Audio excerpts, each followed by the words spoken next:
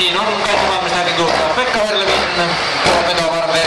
Eli joudessaan tällä hetkellä on Jyrki Mäntynen 22-72 ja toisena Tero Höyräväinen 67-99.